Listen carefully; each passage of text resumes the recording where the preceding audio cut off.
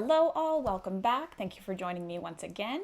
If you are new here, my name is Madeleine Klein and I talk about all things Canadian true crime, missing persons, mystery, and history. If you are Canadian or like true crime or both, don't forget to subscribe so you don't miss any of the Canadian madness you may not know about. Like today's case, I had no idea about until just recently. Today I'm going to tell you about Dennis Melvyn Howe, a rapist and murderer who has successfully eluded police for the last 40 years. He's still at large. He is one of, if not the most wanted man in Canada. So, a little background. Dennis Melvyn Howe was born on September 26, 1940, and was born and raised in Regina, Saskatchewan. And it's said that his father was a sex offender. He had 4 siblings, 2 brothers, 2 sisters, and there's not a ton of information available on his early childhood, but what I do know is that he dropped out of school in grade 9 and caught his first charge and conviction at the age of 17 for a break and enter. In just 4 years, he would collect 15 more break-and-enter charges, and by 1965, that number doubled and his crimes began to get more violent. In 1965, he raped a 13-year-old girl and kidnapped 2 separate women at knife point. He would be convicted of these crimes in September of 1969 and sentenced to the Prince Albert Penitentiary. It's believed he also fathered a child in 1969 with a common law partner, but there is really no other information on that. Could be true, could be a rumor, who knows? He might have a kid out there somewhere. It's said that Dennis was pretty smart and very handy. He could take apart any machine, fix it, and put it back together. He was kind of a jack of all trades, but had a temper and was described as a loner. In 1977, 8 years into his sentence, Dennis received a 48-hour pass for whatever reason.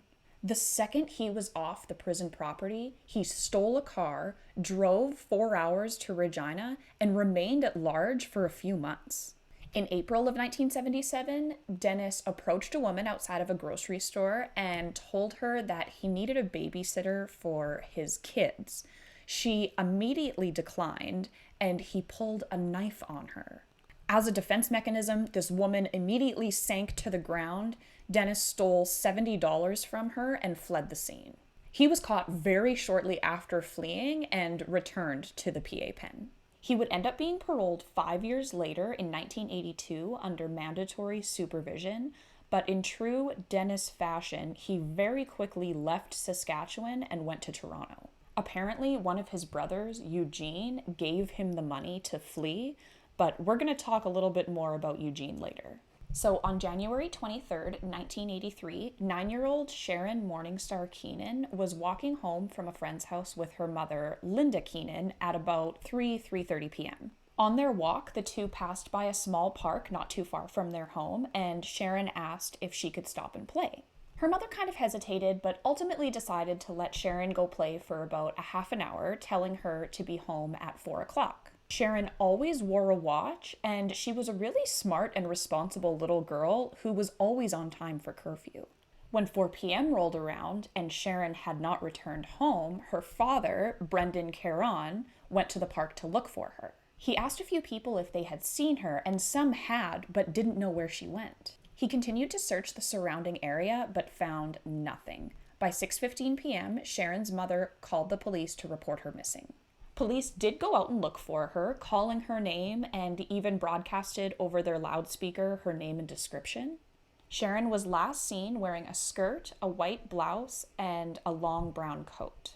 2 days after her disappearance, with no sign of Sharon, 2 homicide detectives were assigned to her case, Mike Pedley and Brian Lowry. They went door to door in the area looking for any information and found one witness, Doug Bapty, who saw Sharon in the park that day talking to an older man smoking a cigarette and saw her leave with him. In a 2010 interview with Doug Bapty, he states that as soon as he found out Sharon was missing, he reported what he saw to police, but it took them like 3 or 4 days to follow up. In the coming days, police and detectives continue their door-to-door search, and on February 1st, 1983, they come to a rooming house at 482 Brunswick Avenue just 100 meters from the park where Sharon was last seen. Police are let into the house by an immigrant family who didn't speak any English. They didn't even know Sharon was missing because of the language barrier. So they interview the residents of the rooming house, and the man staying on the top floor of the house, Ollie Luchaniuk, at first pretends not to be home, probably to avoid questioning. Finally, he comes down the stairs and stands like 10 feet away from the detectives like a weirdo. Lowry shows Ollie a photo of Sharon and asks if anybody else lives in the building. He tells them there's a guy that lives downstairs, and detectives ask him if he's home. Ollie answers no. Then they're like, okay, well, when's he coming back? And Ollie said, not sure. Then they ask him when the last time he saw this man was, and Ollie answers with a very specific 8 days ago. That answer is very weird to me because of how specific it is. Why didn't he say, like, oh, about a week or so ago? Well, it turns out Ollie is this man's friend and drinking buddy.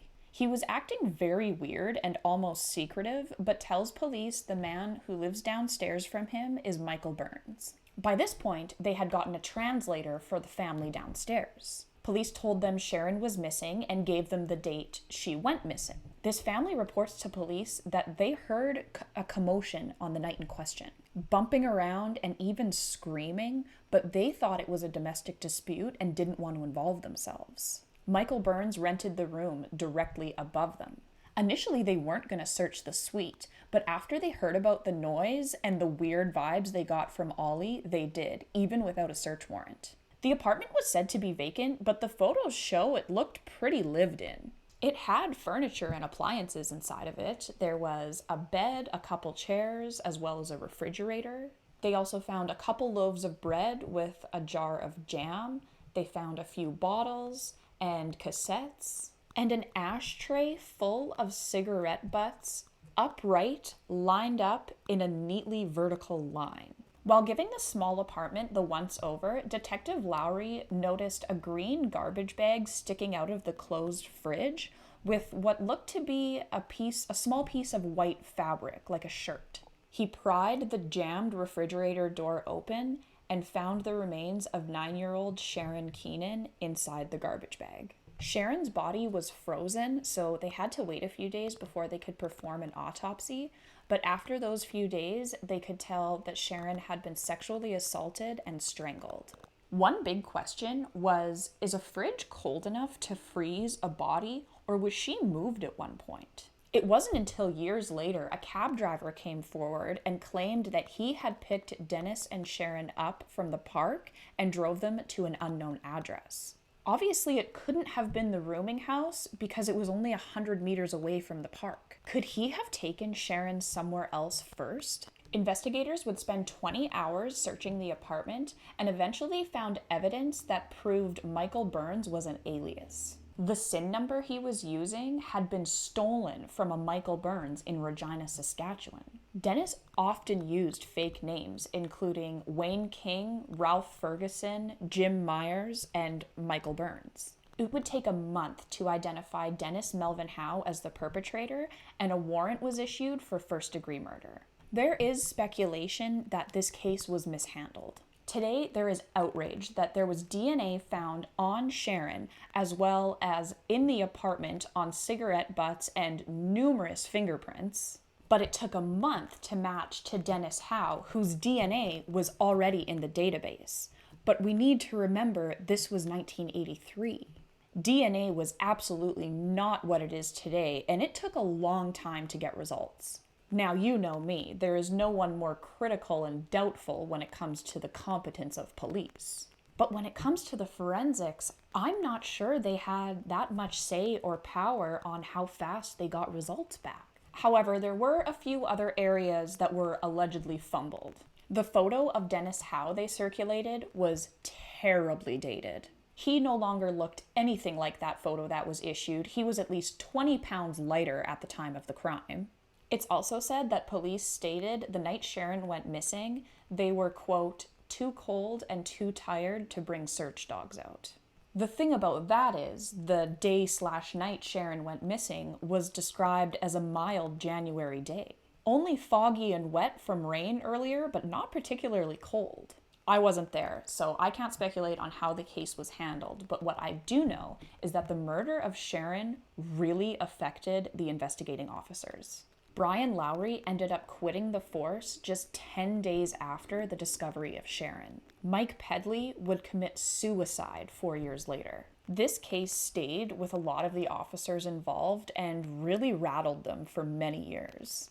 In 2010, another investigating officer stated that he had found a dollar bill in the pocket of the long brown coat Sharon was wearing, speculating this is how she was lured away. Sharon's mother, Linda, denied Sharon could ever be coaxed away with $1. There's speculation the dollar also could have been placed in the pocket after the murder as a means of degrading the little girl even more. There were a flood of tips that came in. Some reported to have seen Dennis Howe in Sault Ste. Marie the day after Sharon's disappearance, boarding a bus to Manitoba, where his brother Eugene lived. And he was tracked to Winnipeg, but they lost the scent after that. There were reported sightings in Winnipeg, many places in Saskatchewan, and even back in Toronto in 1983. Oddly enough, Dennis's brother Eugene made 12 trips to Montana and Washington State following Dennis's disappearance. After police inquired as to why he was making these trips, Eugene never went again. That's a little suspicious. If Eugene was keeping a secret, he took it to his grave as he died in 2004. One of Dennis's distinct features was awful teeth. At one point, a dentist was positive that he had Dennis Howe in his chair and called it in. Police came, and unfortunately, although it was not Dennis, this man was also wanted, so it was not for nothing, I guess. This one's crazy. In 1999, a tip came in from Sudbury, Ontario, claiming that a grave with the name Peter Sanderson on it was actually Dennis Melvyn Howe. They exhumed the grave and tested the DNA on the corpse. But unfortunately, DNA proved that it was not Dennis Howe. But I think this story really goes to show how badly they have always wanted to find this guy. In 2013, a man named Robert James Miller was accused of being Howe after he posted on an online forum that he had known Dennis Howe. Miller said that he had hired a homeless Canadian man to help on his farm in Boise, Idaho. The Canadian man matched Howe's description, and when Miller heard this man refer to something or someone as a turkey, he realized who he had. Dennis Howe was known for calling people and things turkeys, I guess. Miller said he reported this to police and said that police picked Dennis up and put him on a plane back to Canada, but killed him on the way there, throwing him out of the aircraft, leaving him to be bear food. This is where Miller lost me. I'm sorry. Anyway, many people thought that Robert Miller was actually Dennis Howe trying to throw investigators off. Miller did share many similar characteristics with Howe. They physically looked very similar. They were the same height. The age progression photos that were issued of Howe looked a lot like Robert Miller. They were both left-handed, and they were both very well versed on working on and fixing machines. Police did take a sample of Miller's DNA to compare it to Howe's, but this confirmed that Robert James Miller was not Dennis Melvyn Howe. Dennis Howe has now been on the run for 40 years. If alive today, he would be 83 years old. I'm really not sure whether I think he's alive or not. It's so hard to say.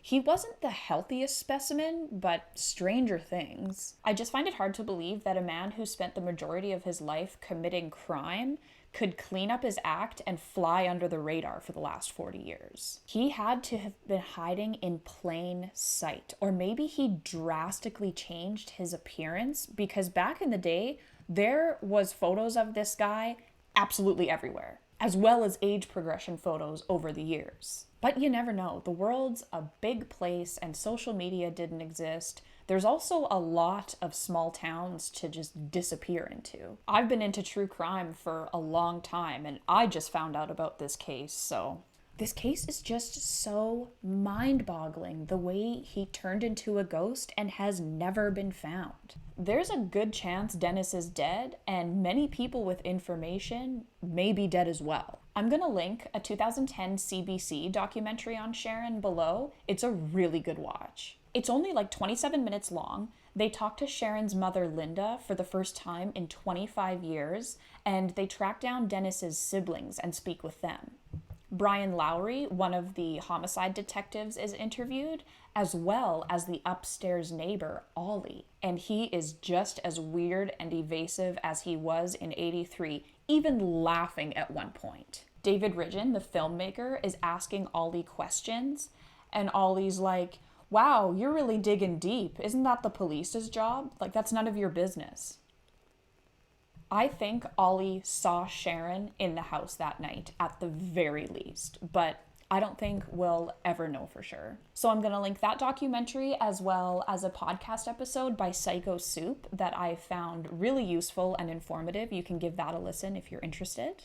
But I think that is it for me for today. Thank you once again for joining me. I super appreciate you. Don't forget to subscribe, leave me your thoughts below, and I will catch you guys next week. Bye.